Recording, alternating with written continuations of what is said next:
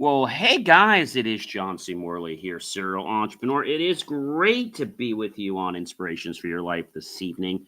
Of course, we have a brand new master topic. That's what Saturdays mean, right? It means we're starting with a brand new master topic. And the master topic this week is multiply, meaning, not effort. Series 4, Show 26. And this is episode number 1, guys, in case you just joined us.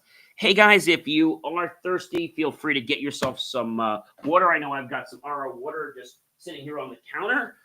Maybe you want to get yourself something delicious, something hot, something cold, something sweet or tart, healthy or not.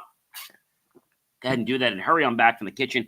And by the way, ladies and gentlemen, don't forget to check out after the show, not now, believemeachieve.com for more of my amazing, inspiring creations. All right, guys.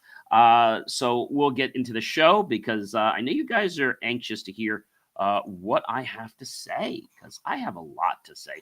And I got a very interesting story about Amazon that I've got to share with you. So welcome, everyone, to another transformative episode of Yes, Inspirations for Your Life podcast.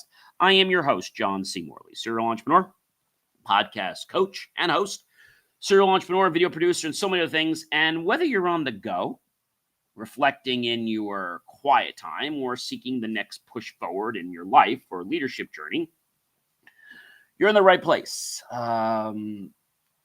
Today or tonight's episode is titled Multiply, Meaning, Not Effort. And we've got a lot to go into this week about that, but this is like the intro of it. And I want you to sit with that for just a moment, right? And it is multiply, meaning, not the effort. What if you could make more impact without burning out? What if small intentional actions could create outcomes that stretch far beyond your reach? In this episode and the entire week, I'm going to unpack how focus, meaning, and clarity can amplify, well, everything you do. Without doing more, let's dive into how you can align your actions with purpose and creating a lasting value through small but significant shifts in behavior and mindset. Are you guys ready for point number 1? I know you are. So point number 1 is small steps, big ripples, right? We know that we've seen before when you take a rock and you skip it, that small rock can make big ripple waves in that pond or the lake. Sometimes we hold back because we believe that if we can't make a grand gesture or launch a massive initiative, it won't be worth anything. But that couldn't be further, friends, from the truth. The reality is that the smallest, most thoughtful action often creates the biggest ripples. Whether it's offering a kind word, making a micro shift in your daily routine, or choosing patience over frustration, these small decisions leave lasting impressions, like a single stone tossed into the calm lake, as I said. Your quiet efforts can radiate far beyond the moment, influencing people, outcomes, and even your own self-confidence. That's right, your own self-confidence. The world doesn't need more noise. It needs more intentional motion. So never underestimate the power of one meaningful action repeated consistently because it actually will astound you. Are you ready for point number 2? I know you are. So point number 2 is this. Giving back amplifies value. That's more about give first, take later. Giving is often misunderstood as a loss, but true giving always multiplies value. When you invest your time, wisdom, or presence in someone else's life or work, you're creating something greater than a transaction. You're building trust, legacy, and connection. Whether it's mentoring a junior colleague, helping a neighbor, or volunteering your talent where it's needed, these acts of contribution have a way of echoing back with new energy. Giving doesn't empty you, it expands you. You grow through the act of contributing because you step into a larger purpose than your own. And what you give has a ripple effect, like the boomerang we've talked about before, often inspiring others to do the same, right? That right there is value that no currency can buy. Many people I talk to say, well, John, I don't want to do that because I don't know what I'm going to gain out of it. Well, always trying to gain something. Why don't we try to bring value into things? Number 3, leadership starts with service. Too often, leadership is portrayed as a role of authority or a status, like status figure, but its real foundation that is the service. True leadership starts when you're willing to roll up your sleeves. I don't have any on tonight. And do the hard work alongside others. It's about stepping in when things get uncomfortable, showing compassion when it's inconvenient, and being the example of consistency when others are wavering. The best leaders don't wait to be needed. No, they notice the need and they respond accordingly. It could be as simple as picking up an overlooked task or empowering someone else to rise to the occasion. Leadership by service is magnetic. It builds loyalty, it earns respect, and nurtures a culture of ownership. When people see that you're not just in charge, but in service, they follow you with their trust. Let me say that again. When people see that you're not just in charge, but in service, they follow you with their trust, not just their obligation. It's like they have this curiosity and then they want to be part of it.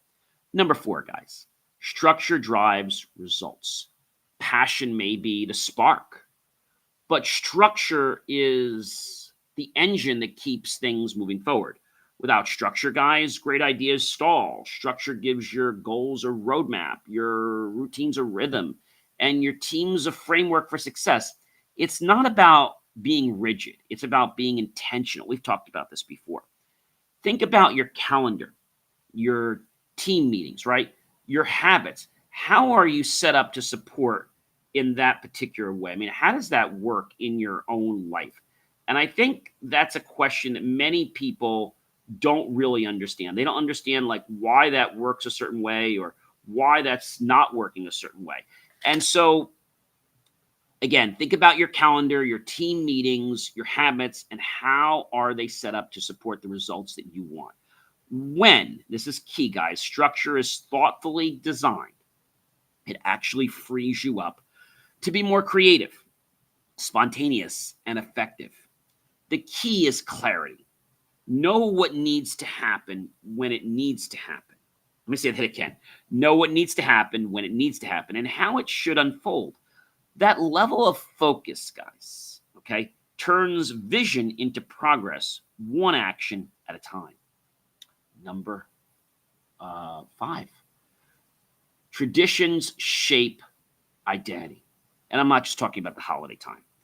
In both personal and professional life, traditions ground us. They help us know who we are and what we stand for. Think of team rituals, morning routines, family dinners, or even how you start your week. These repeated behaviors aren't just habits, they're anchors of identity. They give people a sense of belongingness, consistency, and alignment. When you create meaningful traditions, whether in your company culture or your daily schedule, your relationships, you're reinforcing values in a way that feels natural, not forced. And over time, these traditions become symbolic. They tell your story, communicate your priorities, and inspire others to join you in something bigger than the day-to-day stuff you're doing. All right, that's important. Number 6, guys, waste less, honor more. That's an interesting caveat, right? Waste less, honor more. In a world of things where we often are chasing more stuff, more likes, more productivity, we forget the power of enough. The practice of honoring what you already have is quiet, but powerful in its shift. It means paying attention to what's often overlooked, the unfinished conversations, the unused ideas, the extra time we scroll instead of reflecting. It's about recognizing that everything you're doing with your time, your attendance, your resources has a value, and choosing not to waste them is an act of integrity. When you live with this kind of mindfulness, you become more present, more resourceful, and more fulfilled in everything you do. Waste isn't just about things, guys. It's about potential. And honoring your potential is how you create a life that feels meaningful and abundant without needing more in it. Number 7, symbols speak beyond words. Some of the most powerful messages aren't spoken at all. They're symbols, whether it's visual, verbal, or ritualistic. They carry an emotional kind of weight and a memory. A handshake, a journal, a logo, a specific phrase you say before starting your day, maybe a mantra. These things take on power because of the meaning you assign to them. In leadership, branding, personal growth, using symbols is how we reinforce our value and communicate deeply without over explaining. They create connection, consistency, and clarity. The power of a symbol is that it reminds people of who they are, what they believe, and what they're part of. When used intentionally, symbols are not fluff, they are the focus. And I think this is something that a lot of people miss, is that symbols are here to give us a presence. They're here to help us connect with others. They're here to give us ideas, right? They're here to give us inspiration. Now, here's the part of the show that I love. Well, I love the whole part of the show, but this is one part of the show I really like. I'm going to go ahead and give you a personal lesson or story for each point I said tonight. And it's my hope, guys, that this is going to transform you. This is going to get you curious, but this is going to make you want to do something. Not because you have to, but because you want to. And I think that's a very, very important thing, ladies and gentlemen, a very, very important thing. So without any further ado, I'm going to get into these lessons, which I'm hoping that they will spark something in your mind, spark something in your life to get you to say, oh, that's an aha moment for me, right? An aha moment is something that we sometimes miss. We don't catch the aha moments, but they're really, really, really important. Are you ready, guys? Number 1, small steps, big ripples. I remember a time when I was volunteering at a local school career day. I didn't think much of it, just a few hours sharing what I do and answering some questions. But months later, one of the students emailed me. He said that day changed his life forever. It made him believe he could actually become an engineer, like myself. That one small conversation planted a seed in that guy's mind. It reminded me that impact isn't always loud. Sometimes the most powerful things we do start with the smallest steps and the simplest ones. And that's when the ripple begins. Number 2, giving back amplifies value. Years ago, I took time each week to mentor a young professional, which I've done many times, who was struggling to find his direction. I shared what I learned, offered feedback, and I just listened. At the time, I didn't realize how deeply that commitment would come full circle. That same person now runs a successful business and credits those conversations as his turning point to making his success. I didn't just help him. I guess I learned a lot about myself too. Giving doesn't deplete your energy, guys. It expands your purpose and can often recharge you. The more you pour out, the more meaningful your journey becomes. Number 3, leadership starts with service. When I started the J Moore Connection, a little over 31 years ago, almost 32 this December, I had every reason to delegate the grunt work.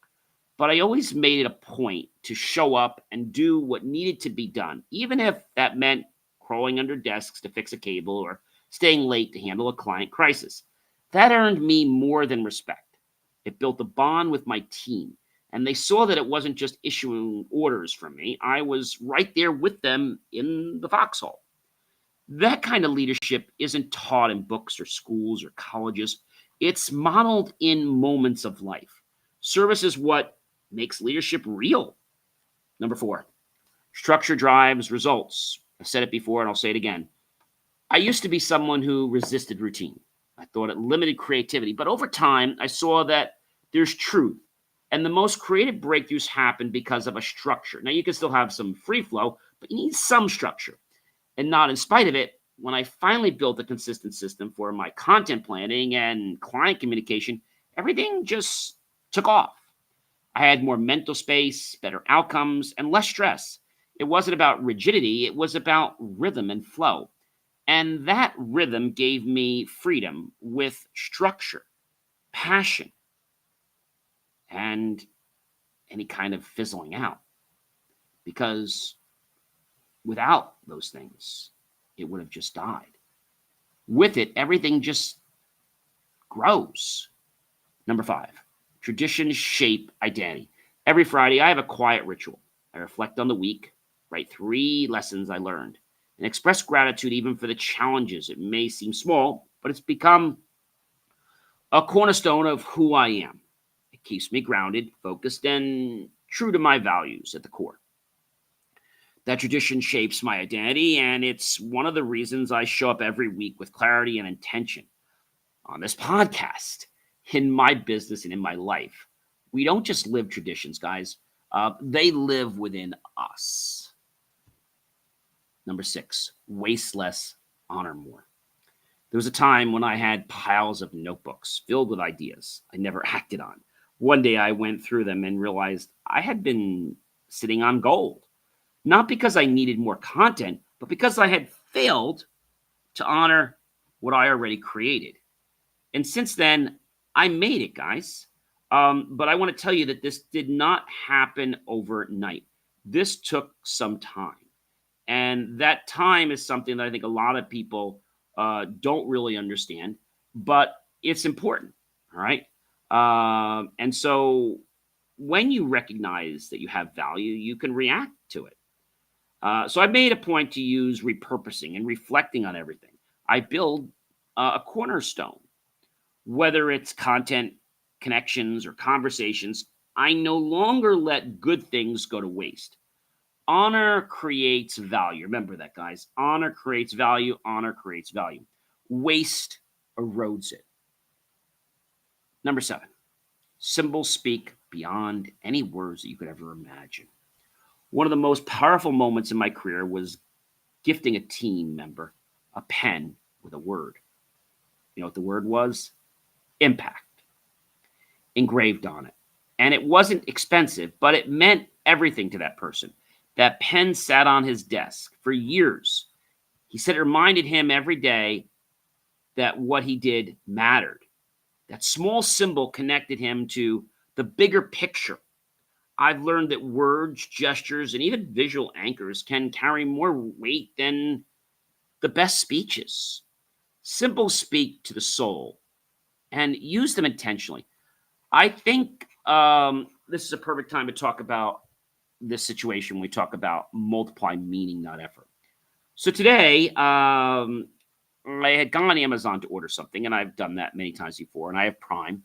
So I had ordered some things for a show that we're doing, and I don't know, the order was $200 or $300. And around 1 o'clock, I got an email back telling me, and I didn't see it till later on, that my transaction had been declined. Now, I gave my bank account, plenty of money in the bank account. And so the first thing I did was I called Telecheck, and they said there was no, there was no decline with the transaction. They didn't even see the transaction. So then I started piecing things together as I called Amazon. I noticed the amount they tried to authorize on my account was over $100 more than what the order should have been. I was like, So I'm on the phone with them for, over an hour and 10, over 15 minutes. And they keep apologizing. One person hung up on me. I let them know what they're doing is fraud. And, I was convinced the issue was on their end. Really convinced. And I proved it at the end because I said, why did you charge me $337 when it should have been $237? She's like, she said, there's a reason for that. Well, that's fraud. Well, no, at Amazon, we don't have the ability, listen to this, to handle multiple types of payment tendering. Now, that's just like ridiculous, right? You can go there and apply a gift card, and you can do a credit card or whatever, but you can't apply a gift card to a bank account transaction. That's crazy. So after spending all this time with them, I figured out what the problem was. their system was trying to charge one amount of money, but the order amount didn't truly match what was being charged. And I think it negated and it caused it to basically decline. Now, when you talk to people at Amazon, oh, it's a real project. You call the number, okay? And just to give you an example, let's see if I can pull them up right now. Hang on. I'm going to pull them up right now and dial this number for Amazon. If I have it here, I'm going to dial it. You guys can hear that ringing, hopefully. Welcome to Amazon. Please note that this call can be recorded for training and quality purpose. Let me go back and make that a little bit. So I'm going to go back and make that louder. Okay. I think you guys will find this funny. Welcome to Amazon. Please note that this call can be recorded for training and quality purpose. Okay. To make this easier, I can text you a link to our customer service homepage where you can quickly find answers. I'm muted right now, but I'm going to say no. If you want me to send you the link, say yes, or you can stay on the line. So stay on the line. Let's verify your account so I can better help you. We can do that through a text message. I don't want to do that. It only takes a second. I've got your phone number pulled up here.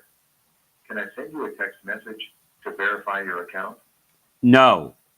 No, I unmuted when I said no. Verifying your account will expedite the time. And the thing just keeps going on and on. I said no, right? Can I quickly send you a text message to verify your account? Watch. No. Verifying your account will expedite the time it takes to resolve your concern. Can I quickly send you a text message to verify your account? No.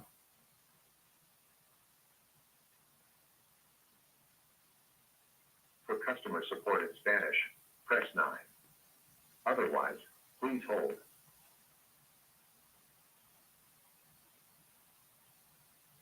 So now we wait.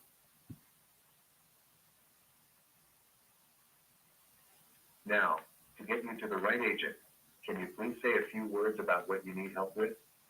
Regarding an order. My past order. I'll get someone to help with this. Your call is in queue and will be answered by the next available member of our team as soon as possible. So now you get some music, right? And the people you get on the phone, with all due respect, they're not really dialed into like what's going on. So you're listening to some music. They're telling you they're going to record the call. And this is just like insane. Okay? This is like absolutely insane. Now, I'm holding here. They haven't picked up yet. Getting through that automated system, the key is to basically not say anything. Because if you try to say something, it just makes it worse. Now, because it's in the evening, they're probably not going to pick up right away. I don't know about you, but this is extremely frustrating. And they play the same music no matter. And finally, I got somebody. But my point is, when I went in even to talk to the person, you had to go through verifying the account. So then they had to send you an email. You had to click the link. I mean, Verizon does the same thing. So my question is, why can't Amazon say, okay, can I send you a text message? No. Okay, can I verify your account via your email? I would say yes. Like, why don't they think in terms of how the people want to use the system? I don't want to get a text message, right? I do it with Verizon. They have my phone number anyway, but I just don't like giving out my phone number and having that in the system. So my point is that when you get the person on the line, like, oh, I'm so sorry about the situation. And then, they really don't help you. And then if you really have a problem, they hang up on you half the time. So you ask for a supervisor, and that's more of a challenge. So what I want to share with you guys is that meaning is important, not the effort. So like, oh, I'm very sorry about what happened. That's the effort. The meaning is you're trying to take accountability. One of the things that Amazon does not have, unfortunately, they do not have accountability. I have several stories where they've delivered things to the wrong address. Then I had to like fight with them to get either a refund or get a replacement because it was shipped by a third party. And then I had to follow things with like the Better Business Bureau and all kinds of nonsense. So I got to tell you, I think it's insane how they provide this, not really customer, it's like a lack of customer service. But so I think when you're designing any kind of automated call systems or any systems you're using, they've got to be designed around the customer, right, or the client. And so what I thought was very interesting with them is that when I explained to her what was going on, oh, I'm very sorry about the situation. What am I going to say? She's very sorry. So I want to thank you guys for definitely joining me here on the Inspiration for Your Life show tonight. I hope today or tonight's message resonated with you and multiply meaning, not the effort. Reminds you that you don't have to do more to be more. Let me say that again. You don't have to do more to be more. Purpose, presence, and consistency are the real multipliers. When you apply these 7 principles, you'll find your actions carry more weight, your relationships grow deeper, and your influence expand naturally, not forcefully. And I think that's the whole point. We've got to get things to flow, right?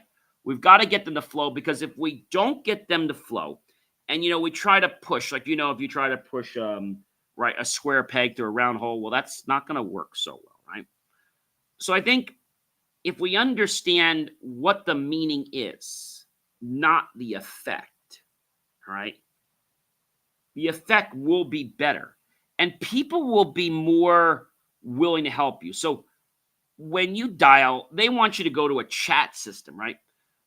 But all I want them to do is take accountability. Amazon doesn't. And it's like they don't even care about you on the phone.